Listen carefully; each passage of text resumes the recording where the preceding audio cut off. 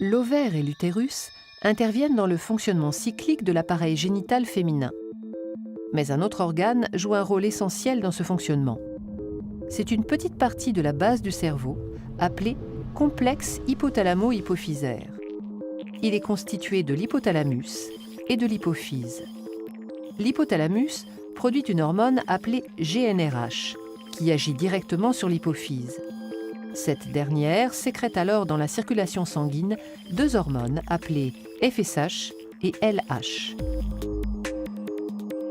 La FSH est surtout sécrétée durant les 14 premiers jours du cycle. Cette hormone agit sur l'ovaire en stimulant la croissance des follicules. La LH est surtout produite juste avant le 14e jour du cycle. Le pic de LH déclenche l'ovulation. Durant les 14 derniers jours du cycle, la sécrétion des deux hormones hypophysaires diminue. Les sécrétions hormonales du cerveau sont donc à l'origine des cycles ovariens et utérins. Cependant, les sécrétions de l'ovaire exercent elles aussi en retour une influence sur le fonctionnement du complexe hypothalamo-hypophysaire. Au cours des différentes phases du cycle, l'ovaire va libérer deux hormones qui vont être détectées par le cerveau et modifier l'activité du complexe hypothalamo-hypophysaire.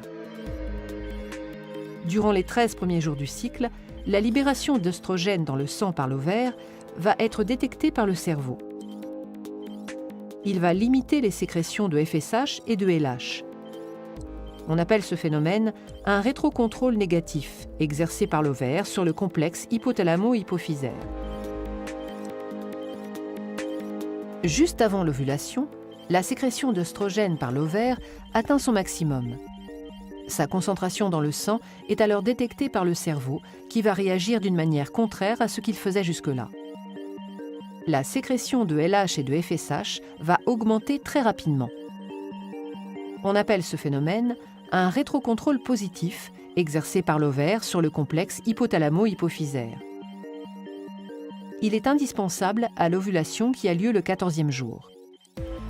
Les 14 derniers jours du cycle, l'ovaire exerce à nouveau un rétrocontrôle négatif sur le cerveau en sécrétant la progestérone.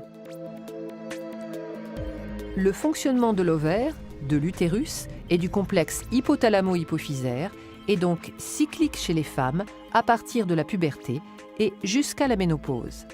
Ce fonctionnement repose sur un dialogue permanent entre ces organes au moyen de diverses hormones sécrétées dans le sang.